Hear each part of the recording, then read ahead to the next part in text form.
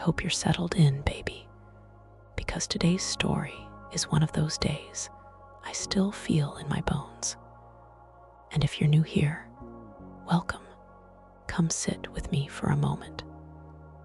I just want you to enjoy the journey. And if you feel something along the way, you can like and subscribe so you don't miss the next parts of my life. Now, let me take you back. That morning, I woke up thinking it would be just another regular day. Me, a simple poor girl trying to move quietly through a world that never made space for someone like me. But he changed that when he looked at me and said I deserved better. He said it with such softness that for a second, I almost believed it.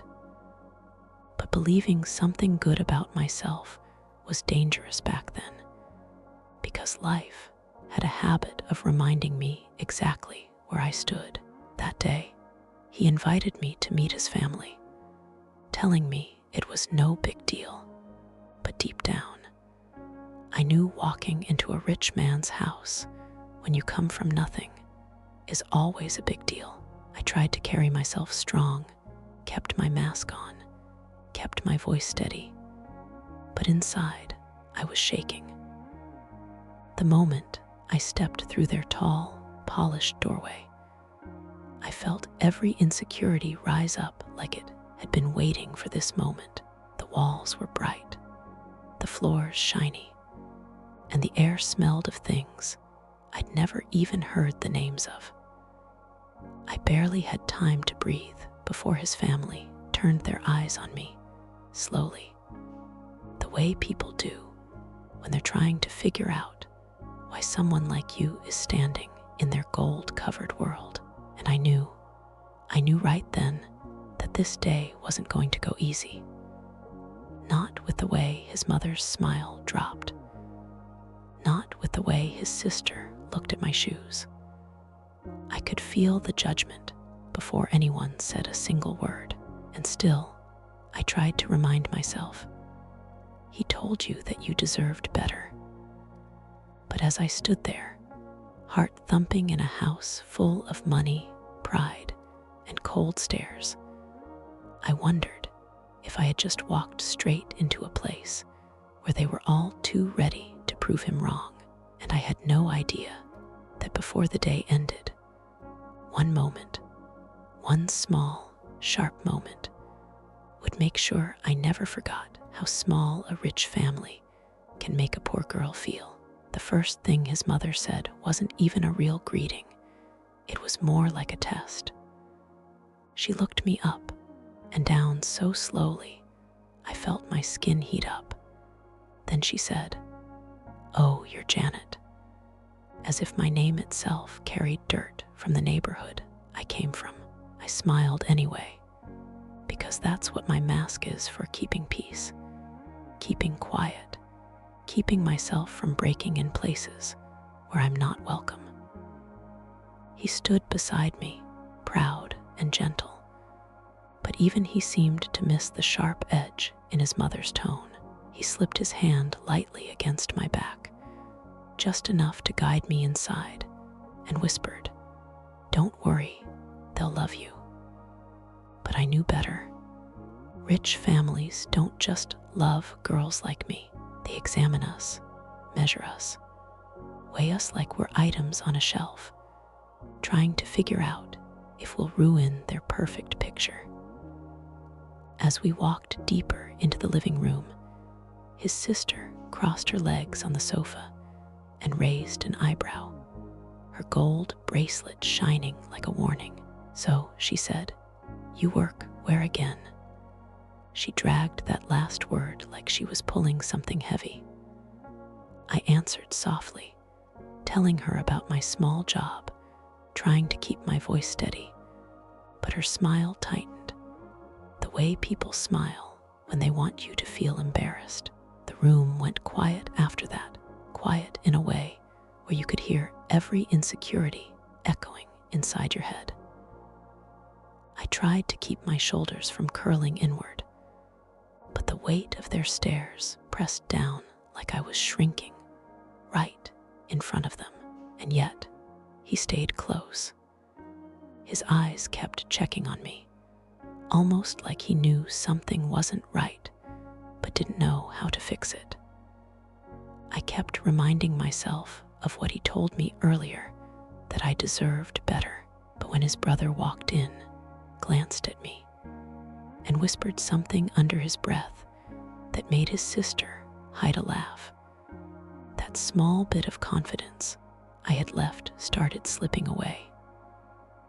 I swallowed hard, fighting the urge to run, because in that moment, standing in that bright, beautiful room, I felt like they were peeling me apart, layer by layer, until all that was left was the girl I had spent years trying to outgrow.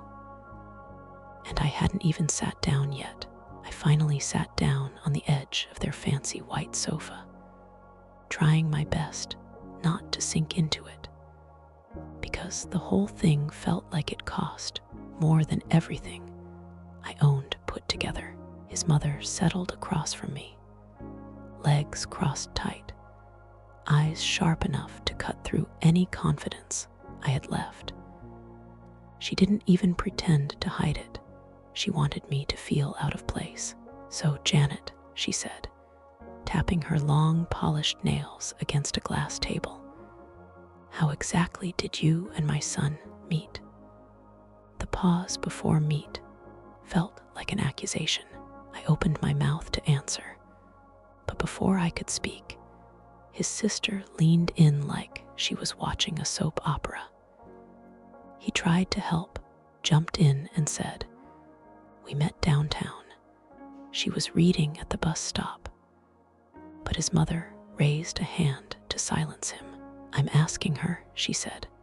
My throat tightened, but I pushed a small smile forward, trying to keep the tremble out of my voice. I told her the truth, that he'd simply sat beside me and asked me about the book I was holding. Nothing magical, nothing wild, just two people talking.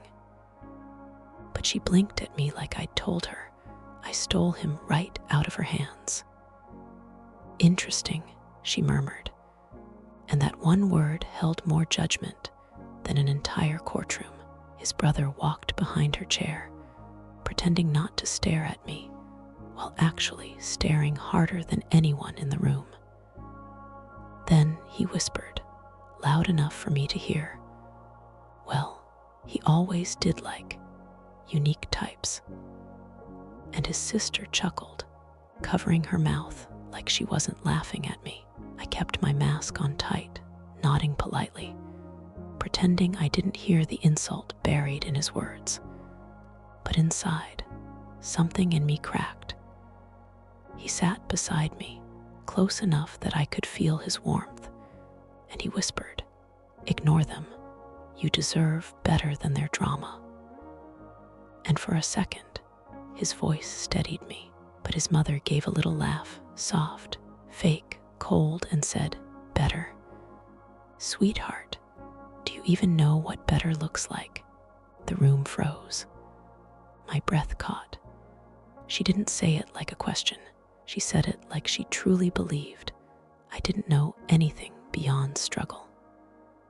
He tried to speak up, but she talked right over him, asking me if I'd ever traveled out of the city, if I owned a car, if I'd finished college, each question dropping like a small stone, building a quiet wall between me and them.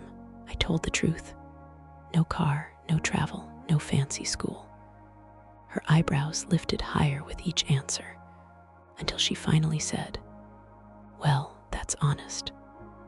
The way she said honest felt like another word for poor. And suddenly, all the shining things in that room, crystal, gold frames, polished floors, felt like they were closing in on me. I folded my hands tightly in my lap so they wouldn't see them shaking. Because even though he kept leaning closer, whispering that everything was fine, I could feel the truth crawling over my skin. His family didn't want me there. And the worst part, this was only the beginning of what they had planned to make sure I felt small. I tried to steady my breathing, but the room only seemed to grow heavier, like all their eyes were pressing against my chest. His mother stood up slowly, smoothed her dress, and said she wanted to show me something, her voice sugary, but her smile tight.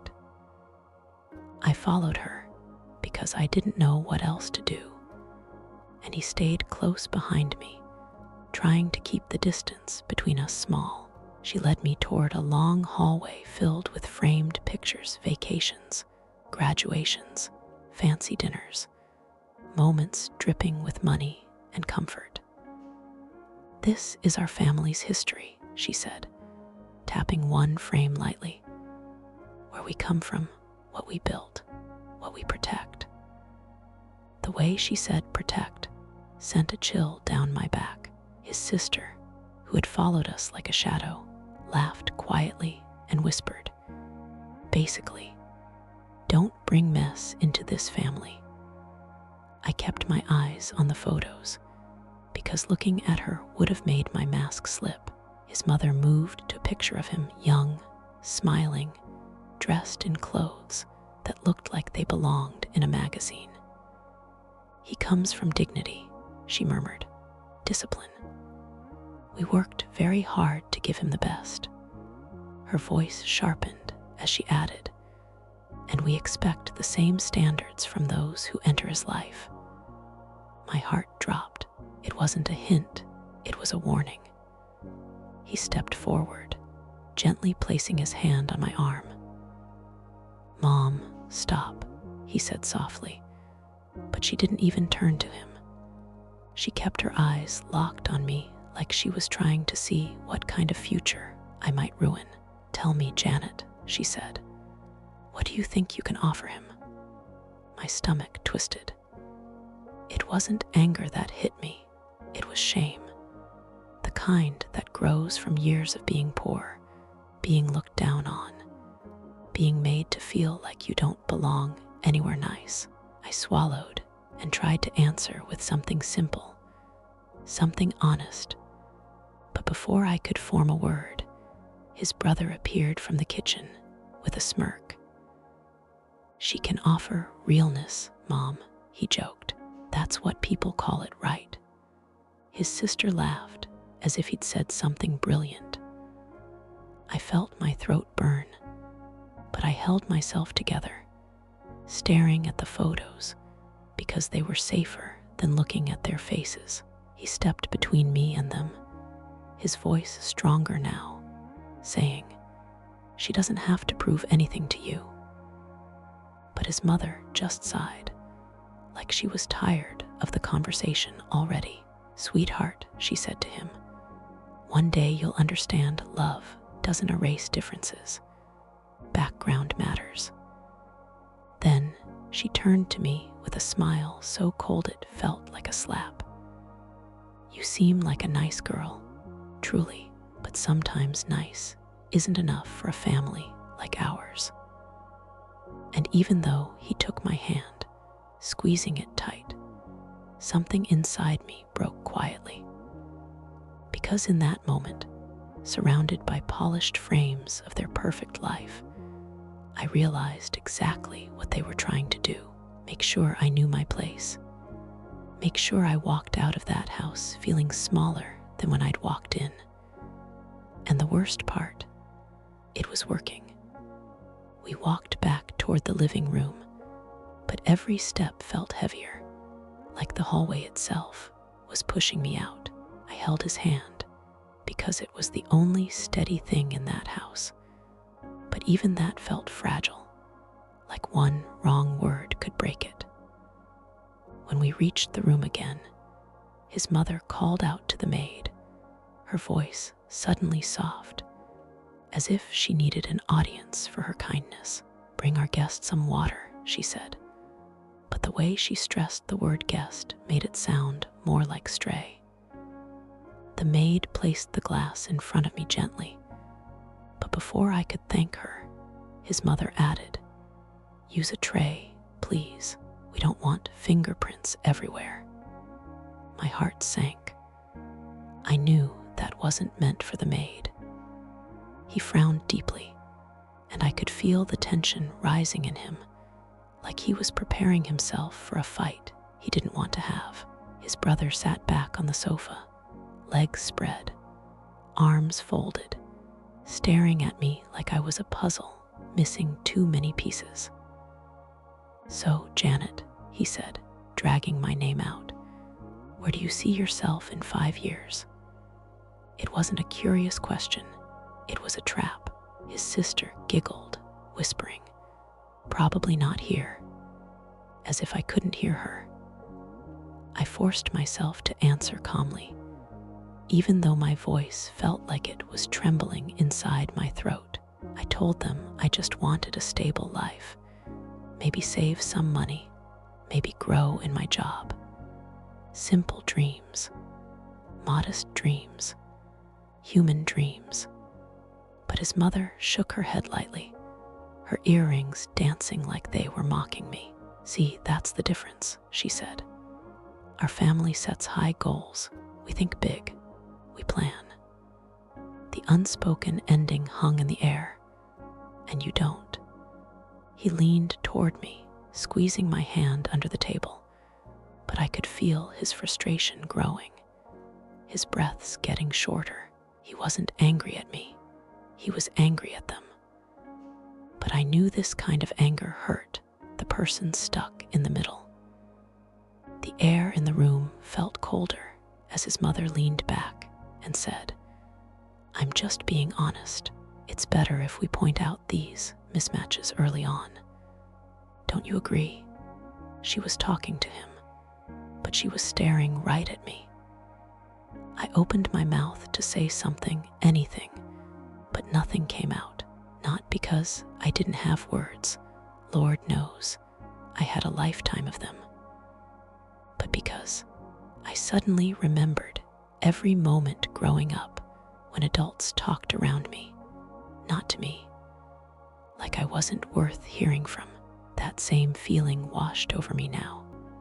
Small, out of place, invisible in a room full of expensive light. He finally snapped, his voice shaking. "Mom, enough."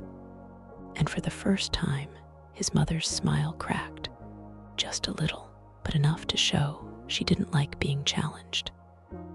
His sister rolled her eyes, his brother smirked, and the room turned painfully silent. I sat there, holding his hand, caught between two worlds, his warm fingers and their cold stares. And a thought hit me so sharply, I almost winced. Maybe they weren't just trying to make me feel small. Maybe they wanted me to leave. And part of me wondered if I should. He didn't let go of my hand, not even for a second. But the room felt like it was trying to pull us apart. His mother stood up slowly, smoothing her dress the way people do when they're preparing to speak in a way that sounds polite, but is meant to cut. "I think we all need a moment to breathe," she said, her eyes sliding toward me like I was the reason the air felt heavy. She offered a smile so tight, it barely moved her face. "Why don't you come with me to the kitchen, Janet? I want to talk woman to woman." My stomach dropped, but I nodded because that mask I wore, the one that kept me safe all my life, didn't allow me to start trouble in someone else's house. He squeezed my hand again. "You don't have to go," he whispered, but I forced a small smile and told him it was fine. It wasn't. But I had learned long ago that sometimes you walk into the storm because running only makes you look guilty. As soon as we stepped into the kitchen, his mother's whole expression changed. The fake smile disappeared, replaced by a look so sharp I felt it slice through whatever confidence I had left. She walked to the counter, poured herself a glass of lemon water, then turned to me without offering any. "Listen carefully," she said, her tone low but cold. "My son, he has a future. A big one, the kind of future that requires someone who understands our world." She paused, letting her eyes travel from my shoes to my hair slowly. Like she was checking a price tag she already knew she didn't like. "You seem sweet," she continued. "But sweet doesn't take a man far. Sweet doesn't open doors. Sweet doesn't sit beside him at business dinners. Sweet doesn't help him rise." Every word felt like another brick being stacked onto my chest. I managed to whisper, "I care about him." She raised a hand sharply. "Caring isn't enough. Not for us." Then she took a step closer, lowering her voice even more. "You will always remind him of struggle, of less, of a life beneath what he deserves." My heart clenched so tight I had to grip the countertop just to steady myself. She wasn't yelling. She didn't need to. Quiet can hurt worse. Quiet can bruise deeper. She lifted her chin and added, "I'm not saying this to be cruel. I'm saying it because someone needs to. You walking into his life," she sighed, "as if I were already exhausting her. It will pull him down." I felt tears threaten my eyes, but I blinked hard, refusing to let even one fall in front of her. She leaned in, her voice just above a whisper. "If you care about him as much as you say, you'll walk away before you ruin his future." My breath caught. For a moment, the room spun, the edges of everything blurring. She wasn't just trying to make me feel small anymore. She was telling me I didn't belong anywhere near her son's life. I opened my mouth to speak, but before any sound came out, I heard his footsteps rushing toward us. The kitchen door swung open, and he stood there, eyes wide, chest rising fast, like he knew something was wrong. His mother straightened quickly, her smile sliding back onto her face like she'd worn it all day. But I saw the shift in his eyes when he looked at me, like he could feel I was seconds away from breaking. And I knew this moment was about to change everything. He looked at me first, not at his mother, not at the kitchen, not at the tension hanging thick in the air, just me. His eyes searched my face the way someone searches a room for something precious they fear they've lost. "What happened?" he asked softly, stepping closer, his voice carrying worry that he couldn't hide. His mother laughed, light and fake, like the sound of glass tapping against glass. "Nothing happened," she said, waving a hand. "We were just talking about life." That word life sat in my chest like a stone, because life was exactly what she'd tried to convince me I would ruin for him. I forced my lips into a small smile, the mask tightening back over my face, even though my heart was beating too fast. "We're fine," I whispered, but my voice trembled, and he heard it. He always heard the things nobody else did. He stepped closer until he was right beside me. "Mom," he said, his voice low.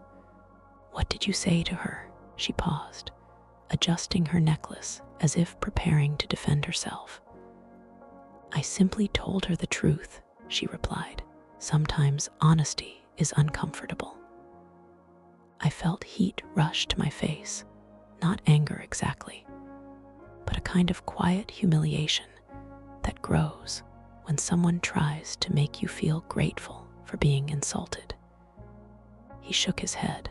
"Honesty isn't cruelty," he said, and for the first time, there was steel in his voice. "And you crossed a line." His mother blinked, surprised, maybe even offended that her son would publicly choose me over her comfort. I wished he wouldn't fight. Not for me. I didn't want to be the cause of a crack in their family. His sister peeked from the hallway, pretending not to listen while clearly listening. His brother leaned against the wall, smirking like the whole thing was entertainment. The house felt like a theater, and I was the scene everyone came to watch crumble. My hands trembled, so I hid them behind my back. "It's okay," I whispered to him. "Really, I don't want to make trouble." He turned to me, his voice soft but firm. "You're not making trouble, they are." But his mother stepped forward, raising her chin. "This attitude is exactly what I meant," she snapped. "She makes you emotional. She makes you reckless. Look at you, arguing with your own family over a girl you barely know." Those words hit me harder than anything else that day. Barely know, like I was temporary, replaceable, disposable. Something flickered in his eyes, pain, maybe anger, maybe the fear of losing something he'd only just started to understand. He reached for my hand, but I stepped back gently, not because I didn't want his touch, but because suddenly I felt like I didn't deserve to be the reason he fought the people who raised him. "Maybe I should go," I whispered. The words tasted bitter. His mother didn't hide her relief. Her shoulders loosened, her breath eased, her eyes softened like she had finally regained control. But he shook his head instantly. "No," he said, "you're not leaving like this." My heart twisted. "Maybe this isn't the right time," I murmured, but my chest was tight. His mother folded her arms. "The right time," she repeated. "There won't be a right time if you keep dragging him backward." I felt the world tilt. And just when I thought the moment couldn't cut any deeper, his sister stepped forward and said softly, but loud enough for everyone to hear, "Honestly, Janet, you're just not a good fit." The words sliced through me so cleanly I didn't feel the pain until a second later. He stepped in front of me, shielding me from their stares. But their voices, their judgment, their coldness, it was already inside me. And deep down, even though I didn't want to admit it, a small, scared part of me wondered if they were right. And if walking away would save us both from something that might only get worse. Everything in me felt tight, like my heart was wrapped in a rope someone kept pulling. He stood between me and his family, breathing hard, trying to protect me. But I could see how torn he was, a man raised in comfort, pulled toward a woman raised in struggle. That kind of love always comes with a price. His mother pressed her hand to her chest, acting wounded, like she was the one being mistreated. "Look at how emotional you've become," she said to him, her voice trembling just enough to sound believable. "This is not who you are. She's changing you already." He turned his head slightly, and I saw the moment those words stung him. His mother knew exactly which buttons to press. She'd raised him, after all. She knew how to cut without appearing cruel. His brother clicked his tongue. "Come on, man," he said. "Think about your future. You know she's not built for this world." His sister added, "You're going to drag someone who's never even seen real wealth into a life she won't survive. Be serious." Each word landed like a stone in my stomach. They weren't just judging me, they were warning him about me, as if I were some danger he needed saving from. My throat tightened, and suddenly I wasn't angry anymore. I was tired. So tired. Tired of explaining myself. Tired of proving my worth. Tired of being compared to people who had everything handed to them, while I had to fight for every small piece of peace in my life. I stepped toward him gently and touched his arm. "Maybe they're right," I whispered, my voice barely holding together. He pulled back like the words burned him. "Don't say that," he said quickly. "Janet, don't." But I could see the fear in his eyes, not fear of losing me, but fear of losing his family's approval. Love can fight many things, but family pressure is its own kind of storm. His mother saw that tiny hesitation in him and stepped into the space like she'd been waiting for it. "Sweetheart," she said to him softly, "you have worked so hard your entire life. We have invested in you, guided you, supported you. This girl," she pointed toward me without even looking, "she does not understand the kind of world you were born into. She will always remind you of a life beneath you." I swallowed hard, feeling my chest burn. She wasn't yelling. She didn't need to. She was cutting me down in the quietest voice, because quiet hurts more. He shook his head, but he didn't speak. That silence scared me more than anything. His mother noticed. She always noticed. "Listen," she said, turning to me now. "I'm not angry with you. I'm simply being honest. You seem kind, but kindness without position becomes a burden in a rich man's life." Those words, they took the wind out of me. I felt myself shrinking, even though I stood perfectly still. His sister crossed her arms. "Just let her go," she whispered to him. "End it before it becomes messy." And that was the moment I knew something they didn't. I wasn't going to let myself be dragged into a life where I had to beg to be seen as equal. Not again, not ever. I looked at him, my heart breaking quietly. "Maybe," I whispered, "loving someone from two different worlds just hurts too much." His eyes widened, fear rushing back into them. "No," he said, stepping forward, reaching for me. "Janet, please don't do this. Don't walk away." But his mother's voice cut through the room like ice.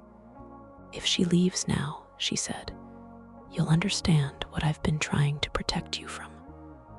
And I felt it then, clear, sharp, painful. They weren't just trying to make me feel small. They were trying to make him choose. And I wasn't sure his heart could survive that choice. I stood there, frozen, staring at him, trying to find some hint of certainty in his eyes. But all I saw was fear. Fear for me. Fear for himself.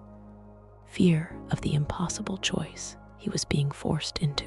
His mother leaned lightly against the counter, arms crossed, her expression carefully composed, like she was watching a chess game unfold. And I was a pawn she could move however she wanted. His sister had perched herself on the sofa, legs crossed, smirking faintly, while his brother casually leaned against the wall, hands in his pockets, like he was observing a small animal in a cage. Their combined energy pressed down on me like a storm I couldn't escape. And I realized, in that moment, that wealth wasn't just comfort, it was power. And power can crush even the strongest heart if wielded against someone they love.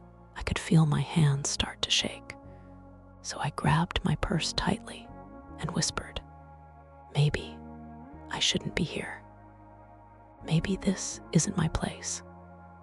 He reached for me immediately, his hand warm and steady, holding mine like it could anchor me through the waves they were trying to send me under.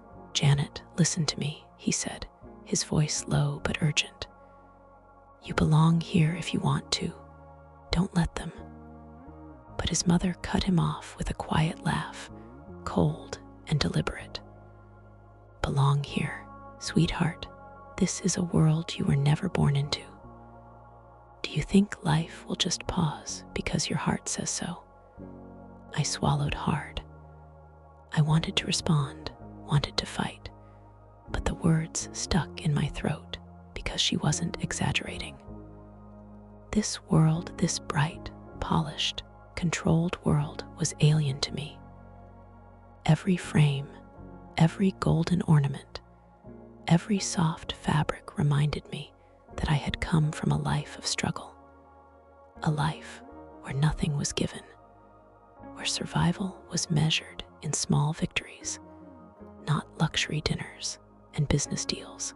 He took a deep breath, like he was gathering courage from somewhere deep inside.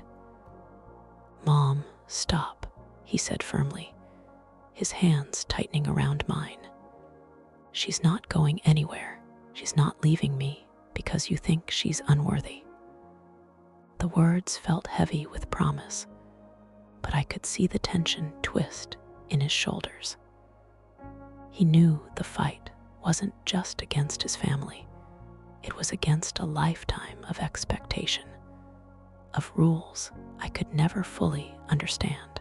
And then she said it softly, almost pitying. You think love is enough, but it's never enough. Hearts are fragile. Futures are fragile. And you two, you're fragile together. That word, fragile, hit me harder than any insult before. Not just me, but us. They weren't just judging me, they were measuring the possibility of our love and finding it lacking. I felt my chest tighten, my stomach churn, my pulse hammering in my ears. I wanted to flee, but I couldn't, not when he held my hand like a lifeline, not when his eyes pleaded for me to stay, and not when part of me realized that walking away would mean giving in. And giving in would make everything they said true. The room was quiet again, heavy with unspoken words, and I realized something that shook me to my core. Their judgment wasn't just about class or money. It was about control. They wanted him to choose them over me, and they would use every word, every glance, every ounce of influence to make it happen. I felt a mix of fear, anger, and determination building inside me. And even though my hands still shook and my heart still pounded, I knew one thing for certain. I wasn't going to leave silently, not yet. But what I didn't know, what none of us could know in that moment, was how far they were willing to go to make sure I felt small, and how much that smallness would threaten everything we were trying to build together. The tension in the room was almost unbearable. I could feel it pressing on me from all sides, like the air itself had thickened, heavy with judgment and expectation. His mother's eyes never left mine, calm on the surface, but sharp underneath, as if she were dissecting every thought I might dare to have. His sister leaned casually on the arm of the sofa, smirking just enough to let me know she was enjoying the unease she was causing. His brother hovered near the doorway, pretending to be indifferent, but I could see the flicker of amusement in his eyes, like he was watching a live performance, and I was the star being mocked. I gripped his hand tightly, the only anchor I had in this storm of wealth and scrutiny, trying to convince myself that his presence alone could shield me from their words. He whispered, "They can't scare you, Janet. You're stronger than you think." I wanted to believe him. I really did.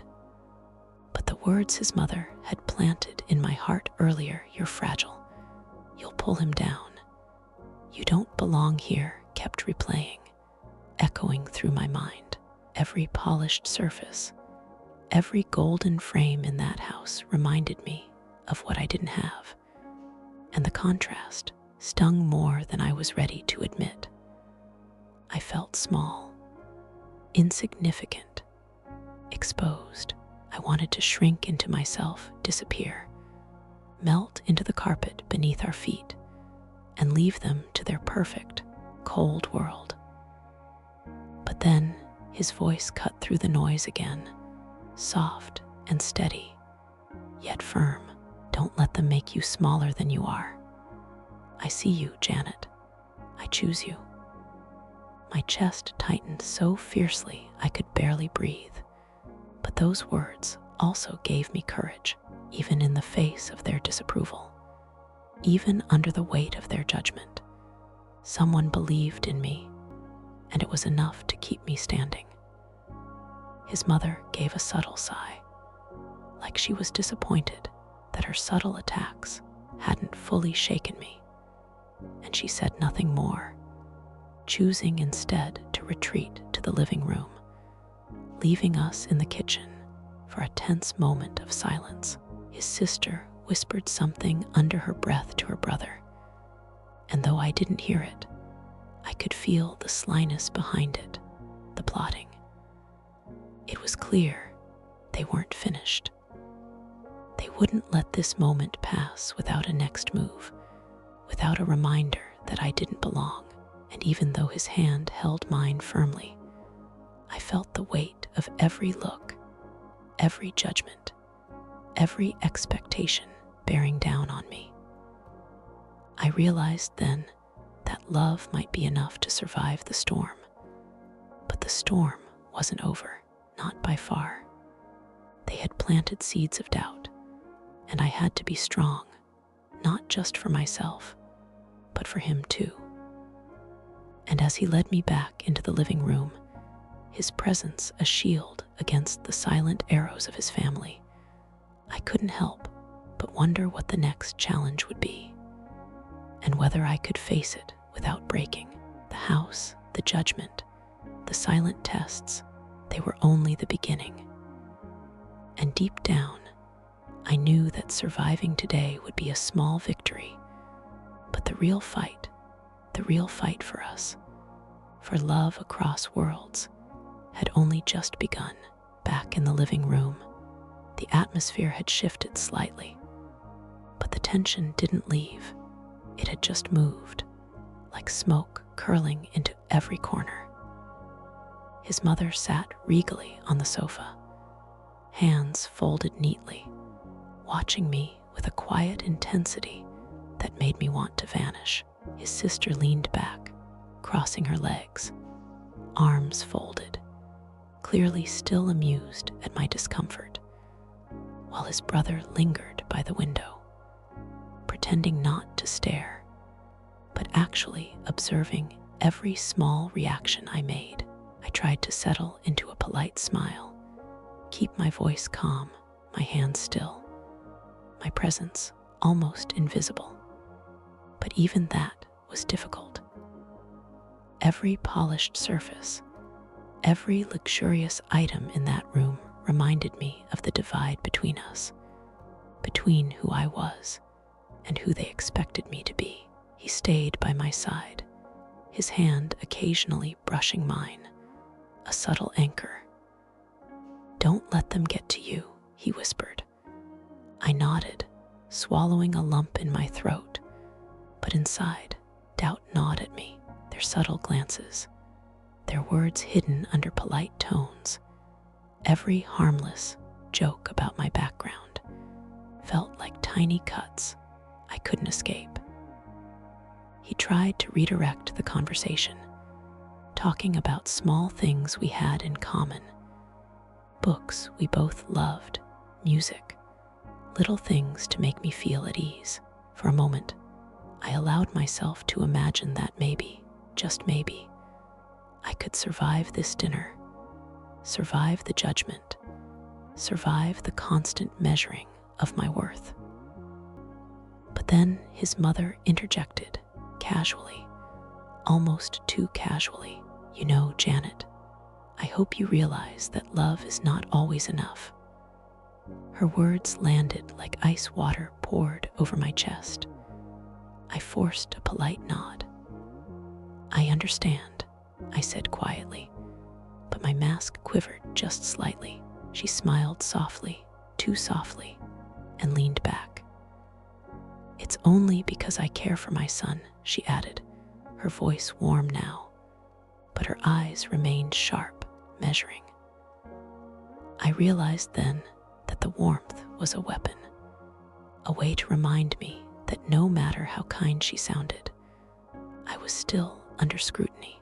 His sister whispered something under her breath to him, smirking again, and I caught just enough to know it was another jab at my unsuitability. I felt my hands tighten in my lap, heart racing, mind spinning with the reminders of everything I lacked, everything I had fought to overcome, and how quickly it could all be dismissed by a polished house and a family determined to protect their image. He leaned closer, his voice low but firm. Ignore them. We have our own world. I wanted to believe that, but the weight of their judgment lingered like a shadow, stretching across the room, across me. And as dinner was served, every clink of silverware, every careful placement of food on fine china, every polite conversation that hid sharp edges, reminded me that survival in this room wasn't just about being liked. It was about proving silently, over and over, that I belonged, even when every glance tried to tell me I didn't. And I knew, even before the first bite, that tonight would leave marks, quiet, invisible marks, that would shape everything between him, me, and this world I had dared to enter. Dinner began, but the elegance of the table couldn't hide the tension in the room. Every dish seemed to mock me, its richness a reminder of all the things I didn't have, the life I wasn't born into. I sat carefully, hands folded, trying to eat without making a mistake. Because in a house like this, even the smallest slip could become a reason for judgment. His mother served each plate with a calm smile, but I felt it as a test rather than kindness. Janet, she said softly, you must try the lobster. It's fresh, only the best for guests. Her words should have been an invitation, but instead, they felt like a subtle reminder. You're out of your element. I forced a polite smile and nodded, picking up the fork, tasting the food, trying to mask the unfamiliar textures and flavors. His sister glanced at me, one eyebrow raised, and whispered something to her brother, which made him smirk. I ignored it, telling myself it didn't matter. But inside, each glance, each small chuckle pressed me down. He reached across the table, taking my hand gently, squeezing it, giving me courage without a word. You're doing fine, he whispered. I wanted to believe him, and I tried, but his mother's eyes never left mine. Every few minutes, she asked questions about my work, my family, my dreams. Nothing aggressive at first, but with each answer, her gaze grew sharper, as if measuring whether I was enough. And I felt it, the weight of their judgment pressing down on every word, every pause, every breath I took. I wanted to leave, but leaving would mean surrendering. So I stayed, smiling when I had to, nodding politely, laughing lightly at jokes that felt like tiny tests of my worth. Halfway through the meal, his mother paused, looking at him, and then back at me. He's such a good boy, she said, her voice smooth, but her eyes cold. I just hope he knows what he's choosing. You're sweet, Janet. But sweet doesn't always survive our world. The words cut through me sharper than any insult. My chest tightened, my hands gripped the table, and I could feel the tears threatening to fall. He looked at me quickly, alarm in his eyes, and whispered, "Don't let them get to you." I nodded, swallowing hard, forcing my mask back over my feelings. But as the meal continued, I could sense their strategies. How every comment, every glance, was carefully calculated to make me feel small, to remind me of the life I came from and the difference between us. I felt a mix of fear, anger, and determination building inside me. Even as I tried to stay calm, I realized this dinner was more than a meal, it was a test. And every moment was a challenge, a measure of how much I could endure, how much I could fight for the man who had promised me I deserved better. And deep down, a quiet voice inside me whispered, surviving this night would be just the first of many battles, and tomorrow would bring even more.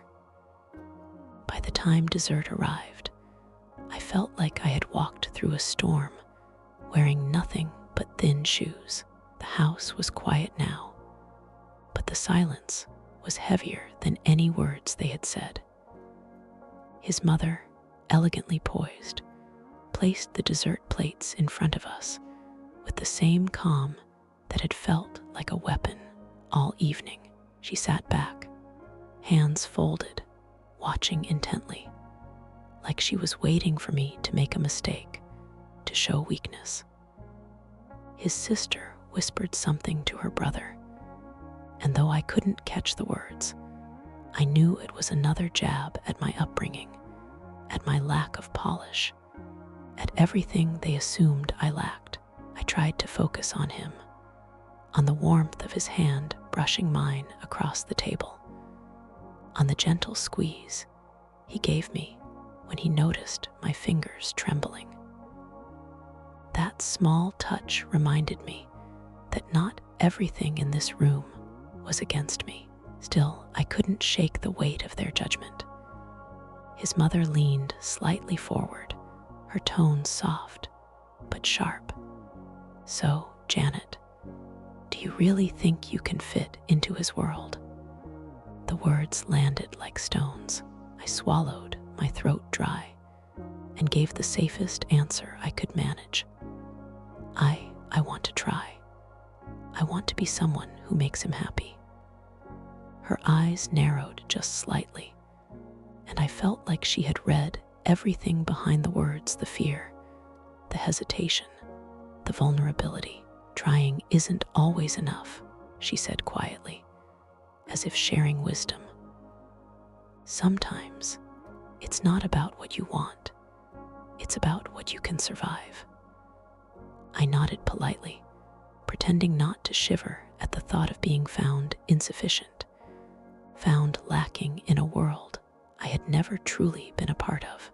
He leaned closer again, his voice low and comforting. "Don't listen to them, Janet. You're strong enough.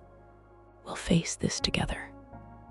The promise in his voice warmed me, but I still felt small. His sister laughed softly, tossing a glance at him, then at me, and whispered, "This is going to be fun to watch." The cruelty in her tone made me want to curl into myself, but I forced my mask back over my face and smiled. I knew the game they were playing, and I was determined not to give them the satisfaction of seeing me crack. I took a bite of dessert, each spoonful tasting bitter because of the invisible weight pressing on my shoulders. But I forced myself to chew slowly, to swallow carefully, to maintain composure. For a fleeting moment, I imagined walking out, leaving everything behind, sparing myself from their silent attacks. But then I looked at him, his eyes steady, unwavering, full of belief in me, and I knew I couldn't. Not yet. Not when love felt this real, this strong, this protective. And so I sat there, smile in place, heart pounding, hands gripping my fork like a lifeline, knowing that surviving this night would be a victory, but also understanding that this was only the beginning. The judgment, the cold stares, the subtle reminders of my place in the world, they would continue. And I had to be ready. I had to be stronger than I had ever been. Because the next step would demand even more courage than I could imagine. After dessert, the air in the room shifted subtly, though the weight of judgment never lifted. His mother leaned back, folding her hands neatly in her lap, her gaze calm but sharp, as if she were silently taking inventory of me, my reactions, my composure, my very presence. His sister stretched slightly on the sofa, smirking, occasionally tossing glances my way that carried unspoken questions. Do you belong here? Will you break under the pressure? His brother remained by the doorway, casual but watchful, like a predator waiting for the right moment to strike. I tried to focus on him, on the warmth of his hand holding mine under the table, the subtle squeeze that said he believed in me, even when the world around us did not. He leaned closer and whispered, "You're doing fine. I'm proud of you." I wanted to believe him, but inside, I could still feel the sharp edges of their words, the invisible weight of their stares, the unspoken reminders that I was different, that I didn't belong. My chest tightened, a low hum of anxiety that I tried to push down with deep breaths. "Janet," his mother said softly, tilting her head, "you're sweet, and I do see your good heart. But sweet isn't always enough. Life isn't kind to those who only have hearts." The words weren't cruel, but they landed like stones, heavy and cold. I nodded politely, forcing my mask back over my feelings, but the sting remained. He glanced at me, sensing my inner tremble, and whispered, "Ignore her. We're together in this. Always." I swallowed hard, trying to absorb his courage as my own. But the subtle laughter from his sister and the quiet smirk from his brother reminded me that this was a battle of endurance. Every glance, every word, every silent judgment was a challenge, and I had to prove not only to them, but to myself that I could withstand it. As the evening wore on, small talk continued around the table, polite yet calculated, designed to test me at every turn. I answered carefully, each word measured, each laugh tempered, each gesture controlled. I noticed how his mother would smile softly, then quickly return to evaluating, how his sister would whisper under her breath, and how his brother's eyes lingered just long enough to make me feel observed. I realized then that this wasn't just dinner. It was a gauntlet, a subtle war of class, expectations, and power. And I was right in the middle of it, the poor girl daring to step into a world she wasn't born into. Despite the tension, I stayed, my mask firmly in place, my heart quietly pounding, because leaving now would feel like surrender. And yet, even as I held his hand and focused on him, a small fear whispered at the back of my mind. Surviving tonight would only be the first of many challenges. Tomorrow, I knew, they would find another way to remind me where I came from, and how far I had to go to earn even a sliver of acceptance. But I wasn't going to give up, not today, not yet, because some battles are worth every quiet tear, every swallowed tremor, every stolen moment of courage. And as the night deepened, I realized that love might be our only shield against the storm they were already preparing. The evening was drawing to close, but the tension in the house hadn't eased. It had simply shifted into a quiet, heavy stillness that pressed on my shoulders. His mother stood, brushing imaginary dust from her dress, smiling politely at me, but her eyes held that same sharp calculation, that same silent measuring. I tried to meet her gaze with calm, but I could feel the way she weighed me, like she was calculating every flaw, every weakness she could exploit. His sister leaned casually against the wall, arms folded, eyes darting between us with amusement and judgment, and his brother smirked faintly, clearly enjoying the discomfort I felt. He stayed close, whispering softly, "You've done so well. I'm proud of you." His voice was steady, but I could see the tension in his jaw, the way his hands clenched slightly when he caught a look from his mother.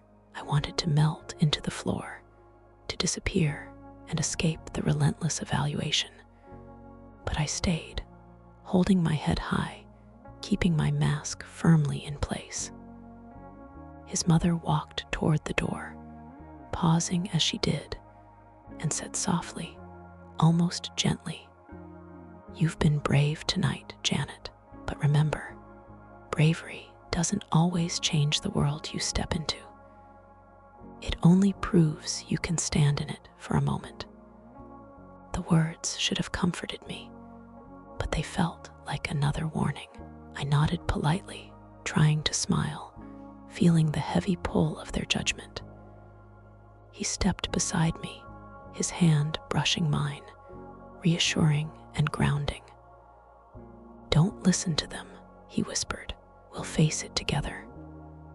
I wanted to believe him, and I tried, but the weight of the polished floors, the crystal chandeliers, the carefully curated walls reminded me constantly of the life I hadn't been born into. Each glance, each small smile from them carried a subtle message. You are different. You are not enough.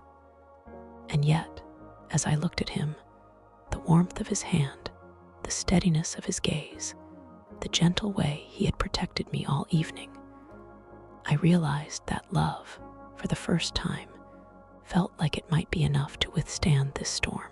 But just as I allowed myself a flicker of hope, his mother turned, her voice soft but clear.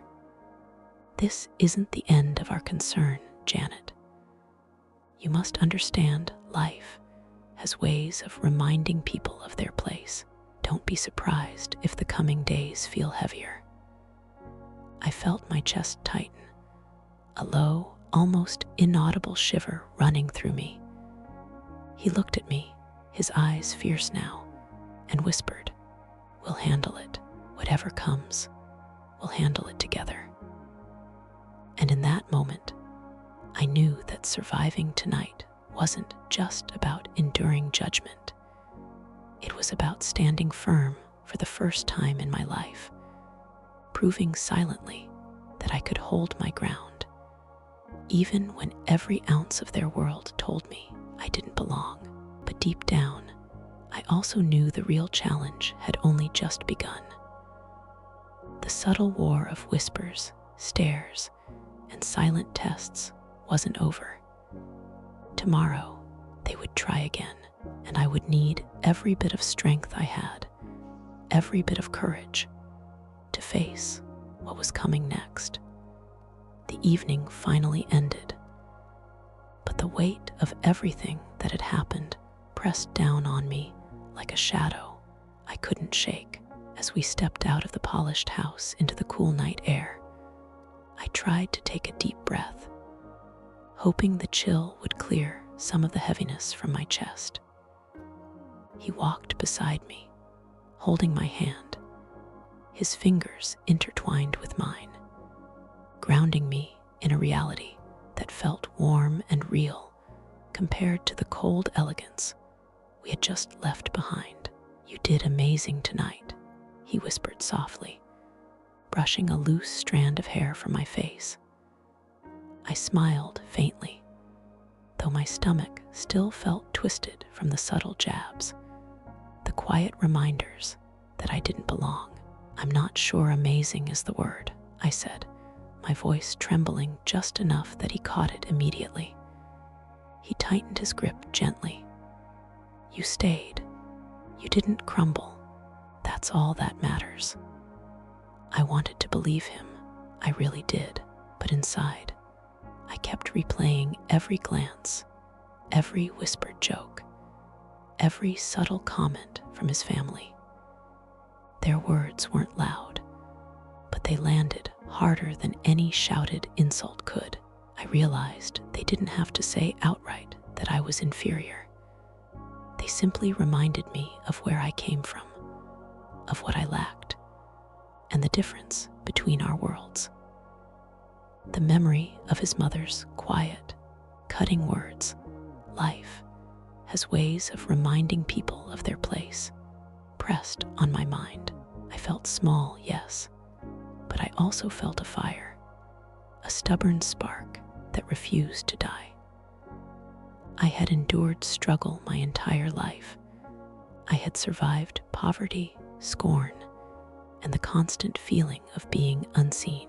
And now, even in the face of this world of wealth and polished appearances, I knew I wouldn't back down.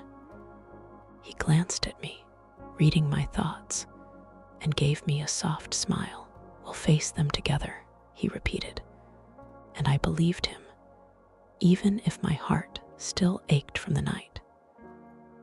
As we walked down the street, the lights of the city glinting like distant stars, I realized that love had a strange power.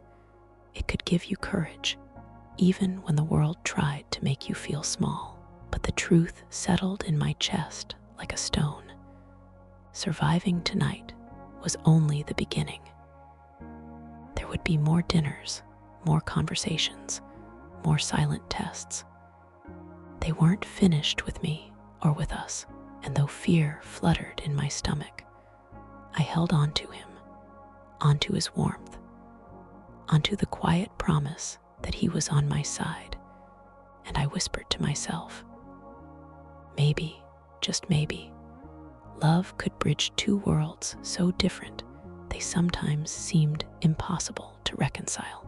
Yet, as we reached the car, and I watched the house fade behind us, I knew one thing with certainty. The coming days would push me harder than I had ever been pushed before, and I would have to fight not just to be accepted, but to keep the love I had found amidst judgment and silence. And even though I was exhausted, I knew that leaving tonight's battle undefeated would only prepare me for the storms still waiting on the horizon. The drive home was quiet, filled only with the hum of the engine and the occasional soft squeeze of his hand on mine. I stared out the window, watching the streetlights pass by, each one illuminating a brief moment of clarity and fear all at once. My mind replayed the evening, the laughter that wasn't laughter, the compliments that carried judgment, the subtle digs hidden behind politeness. I realized that wealth wasn't just luxury, it was a language, a world with rules I had never learned. And tonight, I had been tested without even realizing it. He glanced at me, catching my reflection in the car window, and smiled softly. "You were incredible tonight," he said, his voice quiet, almost reverent. I wanted to believe him, to let his words soothe the fire of embarrassment and self-doubt still burning inside me. But it wasn't that easy. Every comment from his family echoed in my mind like a relentless drumbeat. Fragile, not enough, different, small.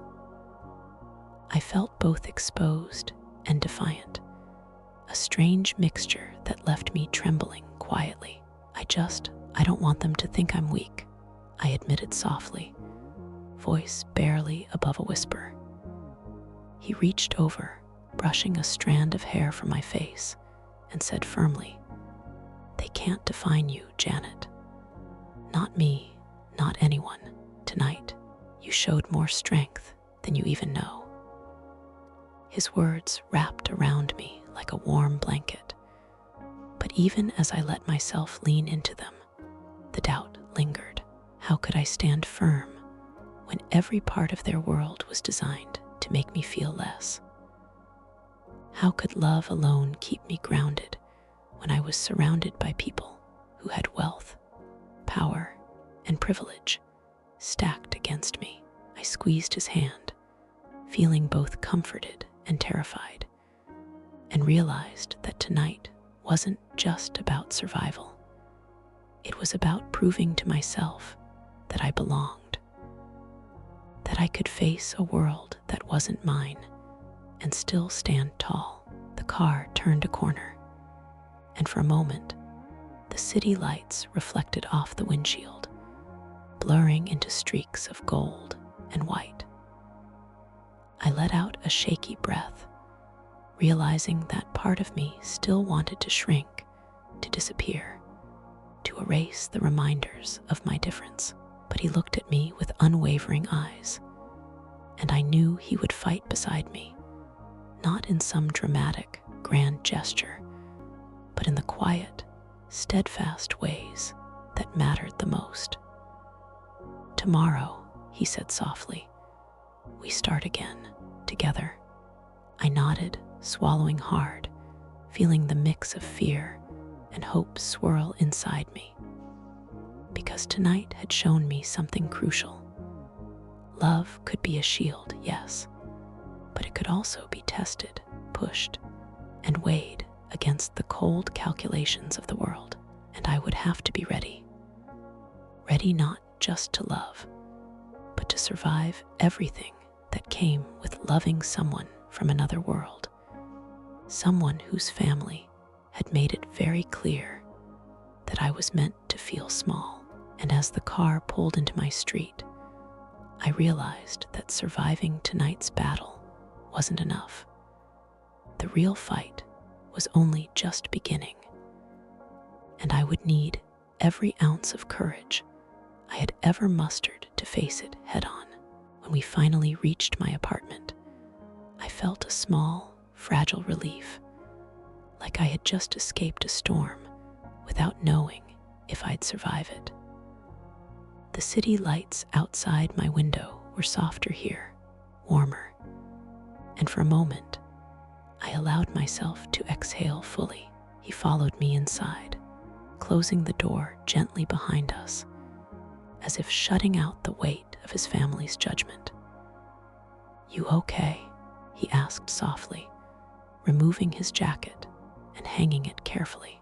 I nodded, though my chest still felt tight, and I sat down on the edge of the sofa, letting my hands rest on my knees. "I think so," I said quietly, voice trembling just enough that he noticed immediately. He knelt beside me, taking my hands in his again, grounding me. "Tonight was hard," he admitted, his voice low. "But you were amazing. You didn't let them see you falter." I wanted to believe him, to let his words wash away the storm inside me, but it wasn't that simple. Every subtle jab, every cold glance, every whispered comment from his family had left traces. I could still feel small marks on my confidence that wouldn't fade with a single night. It's just, they made me feel so small, I whispered, looking down at our entwined hands. I tried to stay calm, to smile, but inside, I felt invisible. He shook his head gently, brushing my hair back from my face. You're not invisible. You never were. They only wish you were, because it would make their world easier. His words settled over me like a warm blanket, but even as I clung to them, I realized the truth. The battle wasn't over. Their subtle attacks, their cold remarks, their quiet ways of reminding me where I came from, they would continue, and I had to be prepared. I looked up at him, eyes meeting his, and said softly, Do you think I can survive this world?" He smiled faintly, his gaze steady and unwavering. "I know you can," he said firmly. "I'm not asking you to change who you are. I'm asking you to be strong enough to stand beside me, and I'll be strong enough to stand beside you." The weight of his promise pressed on me in a comforting way, like an anchor in the middle of a storm. And for the first time since that dinner began, I felt a spark of hope. Yet, even as I allowed myself to feel a little safer, a quiet fear lingered in my chest. Love alone might not be enough to shield us from a family that had already made it clear I was different, unworthy, small, and deep down, I knew that the coming days would test everything: our love, my courage, and the fragile trust that had started to bloom between us. But I also knew that I couldn't run, not from him, not from the challenge, not from the life I had begun to imagine. As we sat there in the soft glow of the apartment lights, hands entwined, I promised myself quietly I would face their world, I would survive their judgment, and I would fight every single day to carve a place for us, a place where love could exist, even when it meant standing up to the people who tried to make me feel small. The night stretched on, quiet and heavy, and I realized one thing with certainty. Tomorrow, the battle would continue, and I had to be ready for it, stronger than I had ever been before. The next morning arrived with an uneasy calm, the kind of quiet that hides tension just beneath the surface. I woke early, not because I had slept well, but because my mind wouldn't let me rest. Every glance from last night, every subtle jab, every calculated comment from his family replayed over and over in my head. I sat on the edge of my bed, hands clasped tightly, thinking about how a world so polished and cold could seem so familiar and foreign at the same time.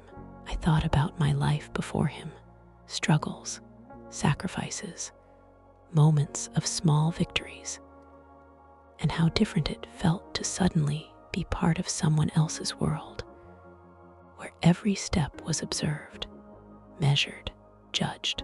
I knew I couldn't hide my fear from him, so I called him as soon as he had left his house, my voice quiet but urgent. "Are you awake?" I asked.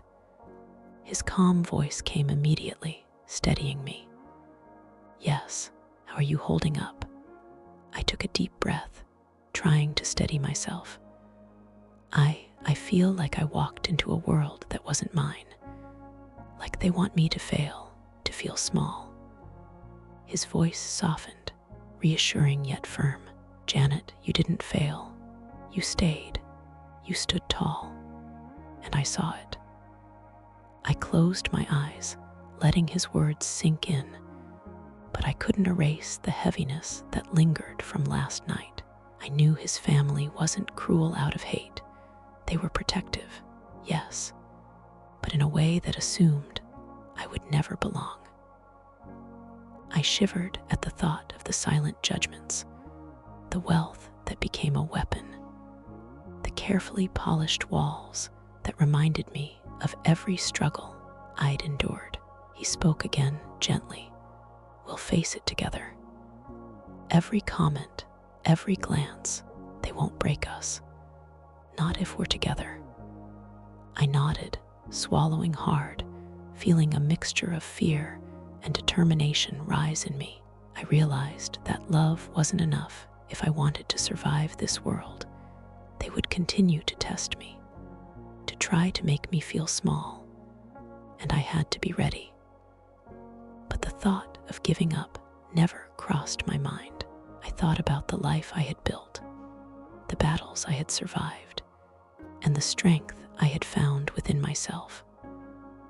And I knew that if I wanted this love, if I wanted to be with him, I would have to fight, not with anger, not with loud defiance, but with quiet endurance, patience, and unwavering courage. As I got ready for the day, brushing my hair and straightening my clothes, I felt a quiet resolve settle over me. The world his family represented was polished, cold, and relentless, but I had endured worse. I had survived poverty, scorn, and humiliation before. And now, even in this new life, I could survive this. I just had to be strong, steadfast, and patient. Because tomorrow, the tests would continue, and I would need every ounce of courage to stand beside him, to face their subtle power plays, and to prove to them, to him, and to myself, that I belonged, no matter the world they tried to place me beneath. And as I left my apartment to meet him, the sun rising behind me, I knew one thing for certain.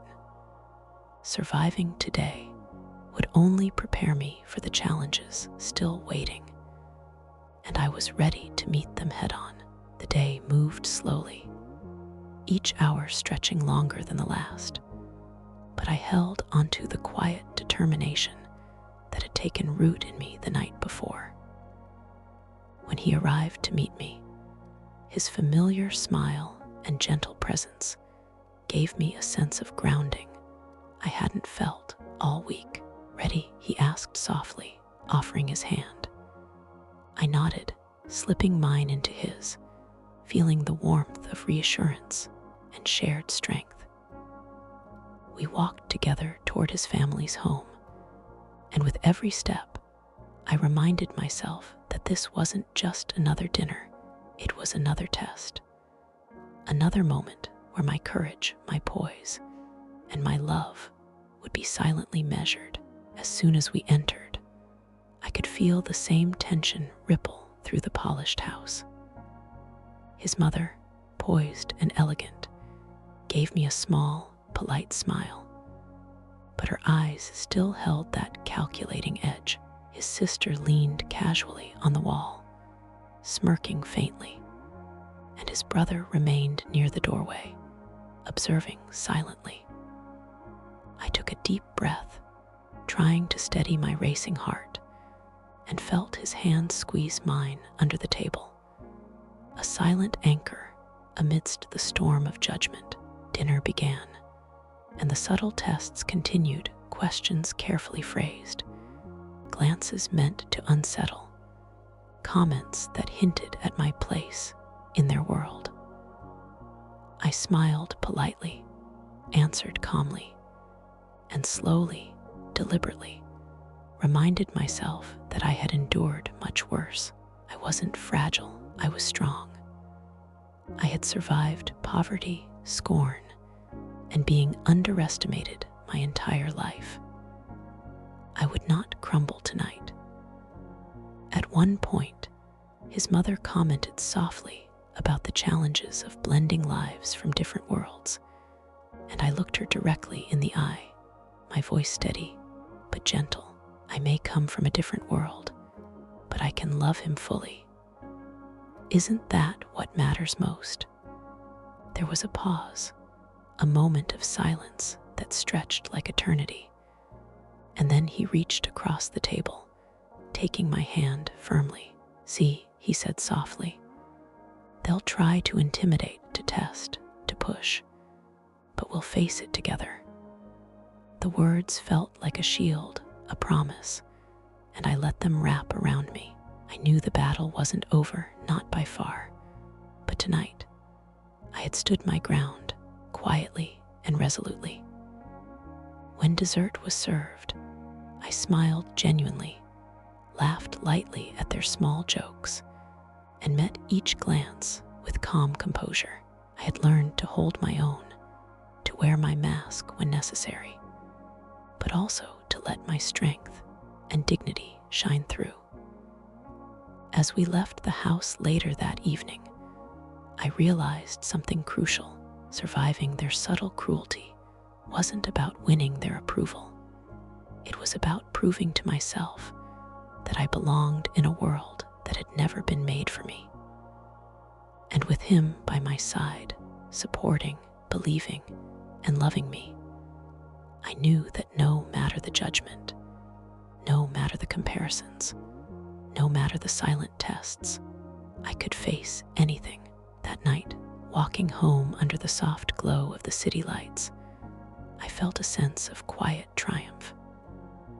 I had endured, I had stood tall, and I had shown, in my own quiet way, that love, strength, and courage could exist even in the midst of a world that wanted to make me feel small. Tomorrow would bring new challenges, but I had survived today. And that was the first victory of many in the life we were beginning to build together.